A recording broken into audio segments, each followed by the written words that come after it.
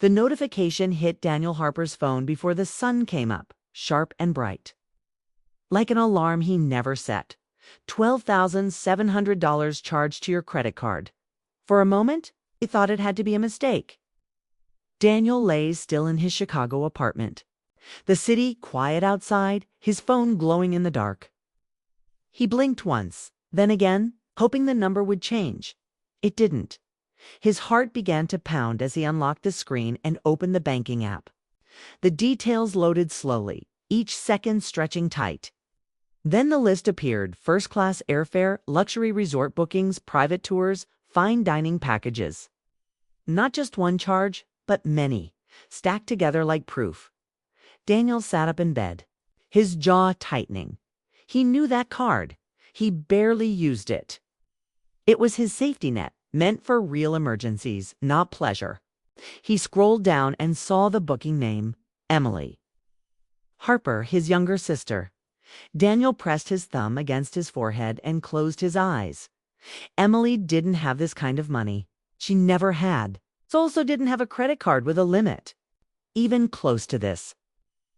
Which meant only one thing she had used: his. The apartment felt suddenly too quiet. Daniel swung his legs off the bed and stood, pacing the room. Outside, Chicago was waking up. People heading to work, coffee shops opening. Normal life, moving on. Inside him, something felt off balance. Daniel wasn't a reckless man. He worked as a senior project manager for a construction firm, a job that demanded precision and calm.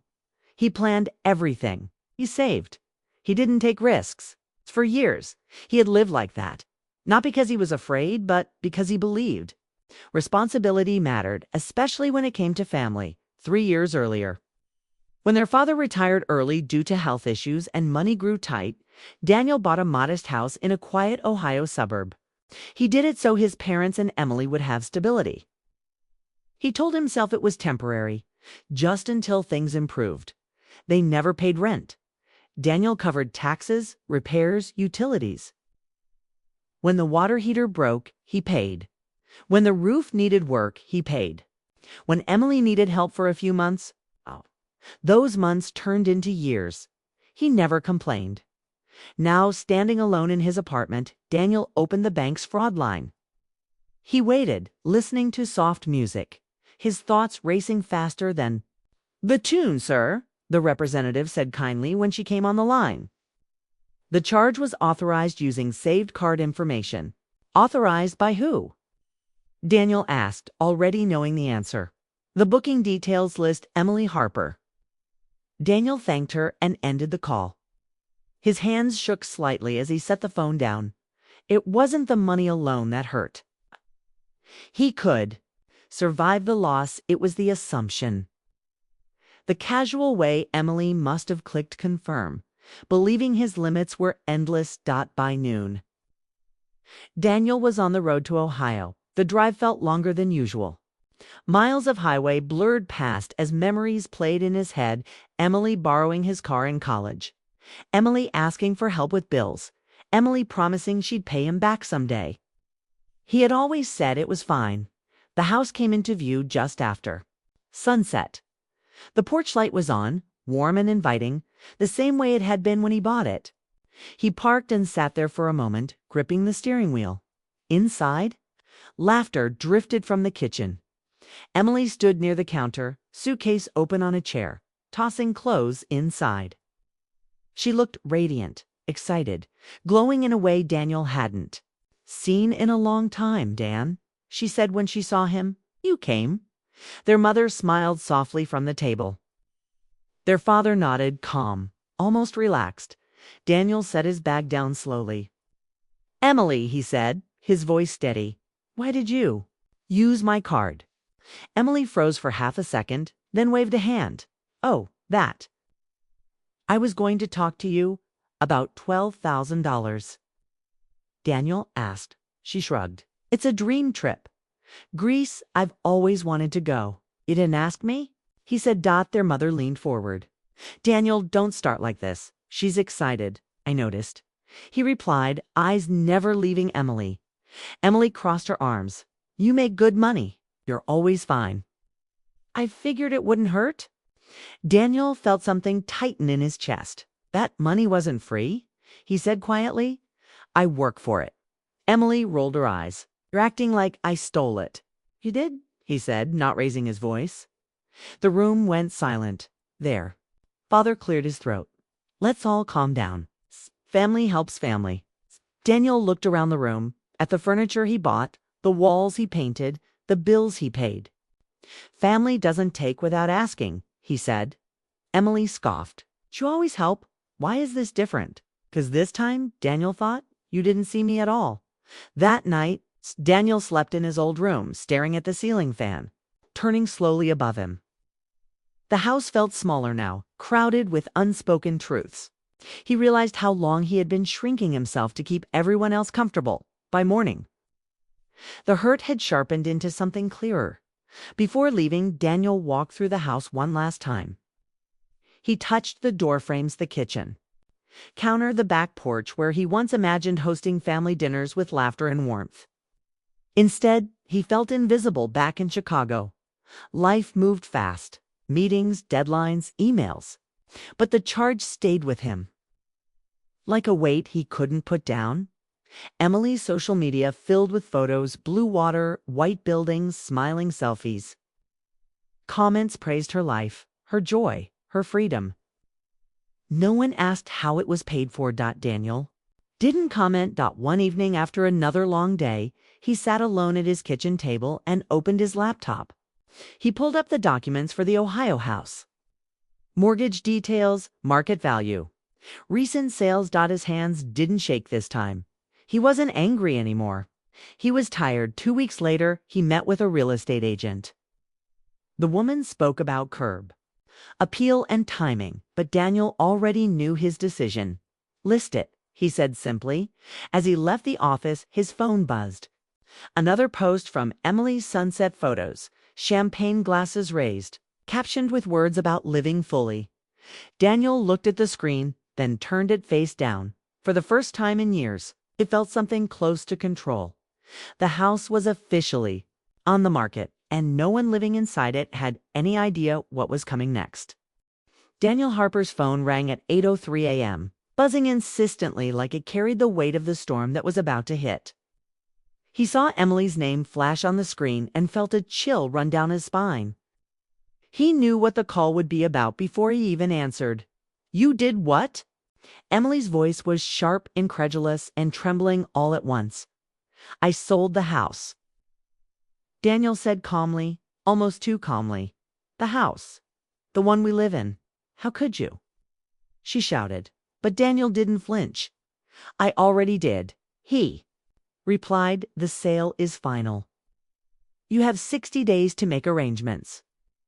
There was silence for a moment, and then a mix of panic and disbelief. Emily's tears, frustration, and anger all collided through the line. Their mother called next, voice shaking, trying to reason, pleading for understanding. "Daniel, please, we're family. Can't do this." Daniel took a deep breath and let his words land slowly. "I know we're family, Mom. That's why I'm doing this. I've carried everyone for too long. It's time boundaries mattered. It's time respect mattered." The line went quiet again. His father didn't call immediately. But later that afternoon, he sent a short text. "We're figuring something out." Daniel didn't respond. He didn't need to. The message carried its own weight. The house sold faster than Daniel ever imagined. The buyers were eager, the offer solid, and within 10 days the paperwork was done. The money went where it belonged to him, but not as revenge. It wasn't about the money. It was about taking control, reclaiming the life he had sacrificed for others, and learning to say no. Daniel spent the next few weeks helping his family, but only in ways that didn't compromise his independence. He offered guidance on finding rentals, shared information about neighborhoods, and even gave a few financial tips. But he refused to cover any costs. For the first time in years, he was firm, and for the first time in years, he felt free. Emily didn't apologize, not fully but slowly. The tone of their interactions began to shift. Her usual arrogance softened.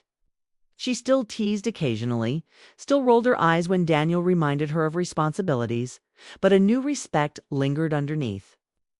She realized he wasn't just a safety net anymore. The quiet that followed. The chaos was strange but comforting. Daniel's phone buzzed less. The emails at work no longer weighed on him as much. And for the first time in a long time, he allowed himself to breathe. His apartment in Chicago felt larger, lighter, and filled with space he hadn't known he missed. Then came Laura.